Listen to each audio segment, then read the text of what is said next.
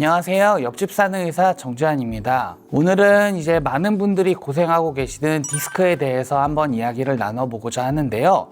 추간판 탈출증, 우리가 흔히 허리 디스크라고 알고 있는 병이죠. 허리 디스크에 걸렸을 때 과연 언제 수술해야 할지 이런 걸 질문하시는 분들이 많이 계시는데, 결론부터 말씀드리면 디스크에 걸리고 나서 아무리 아파도 당장 바로 수술을 해야 되는 것은 아닙니다. 디스크 통증으로 고생하시고 수술에 대해서 고민하고 계신다면 오늘 영상 한번 끝까지 시청해 주세요.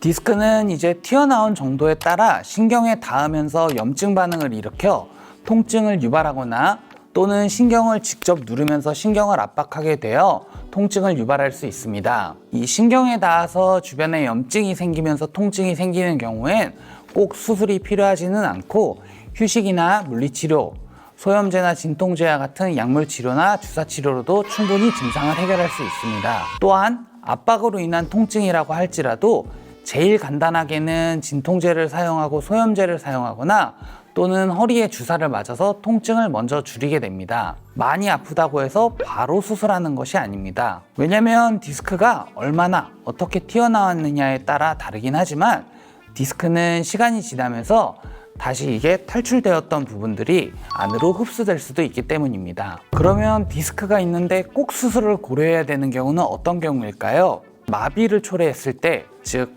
발가락이나 손가락 등에 힘이 빠지고 잘 움직이지 않거나 혹은 발목이 올라가지 않거나 걸음걸이가 잘 안 될 때, 이런 경우에는 수술을 좀 우선적으로 고려하게 되고, 대소변 장애가 오거나 이런 식의 증상이 있는 경우에는 반드시 수술이 필요합니다. 또 다른 경우는 디스크가 흡수될 수 있는 충분한 시간을 주고 기다렸는데도 불구하고 증상이 지속될 경우입니다. 디스크에 걸려서 3개월 정도가 지나면 신경이 계속 눌리게 되고 국수다발처럼 있던 신경들이 튀어나온 디스크에 눌리게 되면서 서로 엉겨붙고 떡지게 되는데요. 이 떡이 되어 있는 상태가 오래 지속되게 되면 이후에 수술을 통해서 탈출된 디스크를 잘라주고 신경이 숨통을 트이게 이렇게 감압을 시켜준다고 해도 시간이 너무 오래 지속됐기 때문에 제대로 신경이 작동을 하지 못할 수 있고, 허리 통증은 사라지더라도 신경통이라고 우리가 흔히 부르는 다리가 늘 저릿저릿하고 시리는 등의 증상이 남아서 지속될 수 있습니다.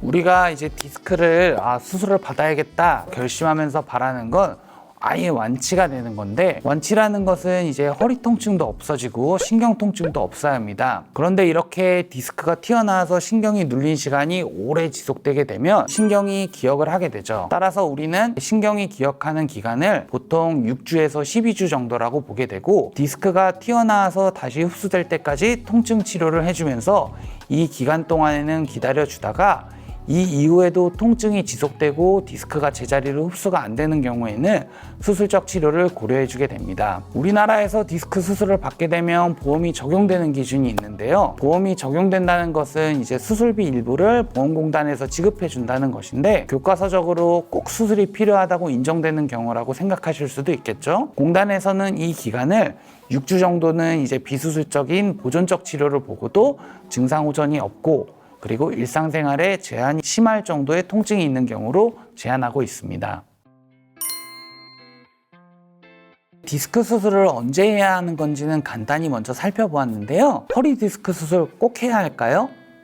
디스크 수술하면 안 된다는데 정말 그럴까요? 라고 여쭤보시는 분들도 정말 많습니다. 막연하게 이제 허리 수술에 대해 두려움을 갖고 계셔서 그러실 텐데요.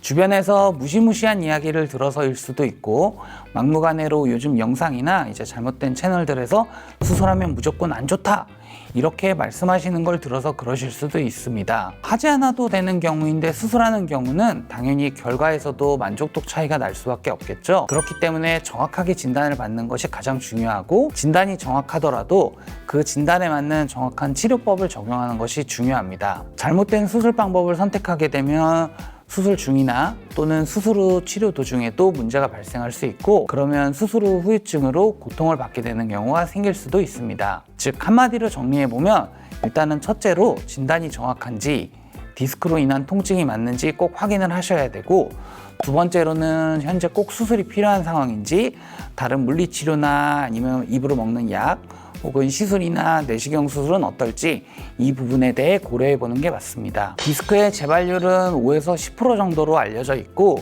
디스크는 퇴행성 질환으로 수술까지 가게 된 디스크는 퇴행성 변화가 이미 상당히 진행되어 있는 경우가 많은데요. 따라서 조그마한 외상이나 충격으로 다시 문제가 생길 수도 있습니다. 수술을 잘 마치시고 나서라도 허리를 이전과 똑같이 과하게 사용하거나 잘못된 자세나 잘못된 생활 습관은 고쳐주시는 게 좋습니다. 대표적인 잘못된 자세나 생활 습관에 대해서 말씀드리자면 최소 한 달 정도는 허리를 굽히거나 피는 동작을 가급적 피해 주시는 게 좋고요.